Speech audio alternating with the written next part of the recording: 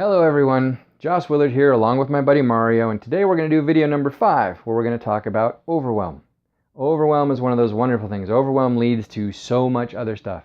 Overwhelm can lead to depression, it can lead to despair, it can lead to anxiety or anger or panic or procrastination, all kinds of different things that overwhelm can lead to that don't make our lives better.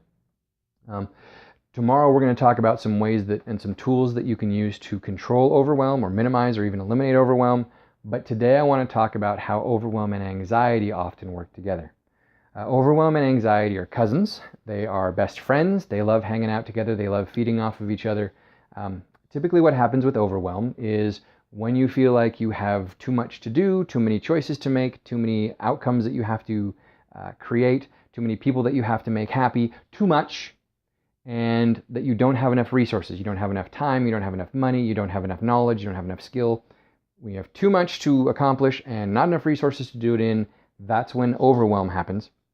And oftentimes that happens when you're in a new situation, right? If you're moving into a new house, starting a new job, have a new relationship, having a new baby, that's always a good one, right? Anything new where you have unexpected outcomes or outcomes you didn't used to have to work towards, new processes that you have to learn because what you've done before in the past feels like it doesn't apply here or won't be helpful here in this new situation, right? So you have all of this. And remember, for anxiety, some of the fuel for anxiety is when you feel like you're out of control, when you feel like you don't know what the outcome of a situation is going to be, when you feel like you don't know what the right choice is for a situation.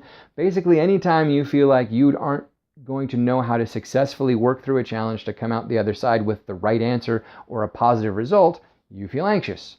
So here you are feeling overwhelmed. That makes you feel anxious. Oftentimes we can feel anxious about being overwhelmed, which adds to our feeling of overwhelm, which adds to our feeling of anxiousness and goes back and forth until the point where you get to have a panic attack or an anxiety attack. And when you do that, that's even better because then you lose time. You lose minutes, you lose hours, you lose days dealing with the attack itself, dealing with the aftermath of the attack, recovering from the attack. So then you feel like you're even further behind, which makes you feel even more overwhelmed, which then you start thinking about the people that you're disappointing because you're not going to get this stuff done, which makes you feel even more anxious, which triggers more of an anxiety attack, and that feedback loop kicks in, right? And that turns into a downward spiral. And this can happen in any number of things. It can even happen when you're looking at the things that you think you need to do to overcome the anxiety that you're dealing with. Sometimes that can feel overwhelming. When you're looking at your most important relationships in life and you feel like they're being damaged or harmed or put in danger by the anxiety and the overwhelm that you're feeling, guess what? That can make you feel more anxious. That can make you feel more overwhelmed.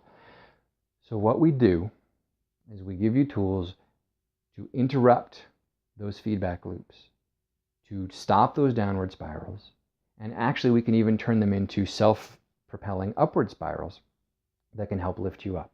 And we're going to show you how to do some of that tomorrow, okay?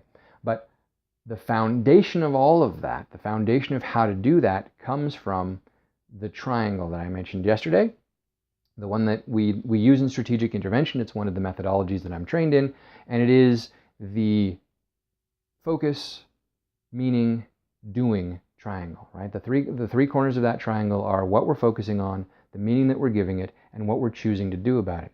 And when we feel overwhelmed, what we're usually focused on is the things that we feel like we can't control, all of the things that need to get done, the fact that we don't feel like we have the resources. That's usually what we're focusing on. And the meaning we then give that is that I can't control this, I'm not going to be able to do this, it's too much for me, it's overwhelming, this giant wave is going to bury me. And that's the meaning that we give it. And then what we choose to do about it, well, that can vary. Sometimes we hide and hope it goes away, sometimes we procrastinate, sometimes we get anxious about it. Sometimes we panic about it. Sometimes we get angry about it and try and get control that way. There's any number of vehicles that we will choose that aren't as efficient, that aren't as helpful, that aren't as happy-making as they could be.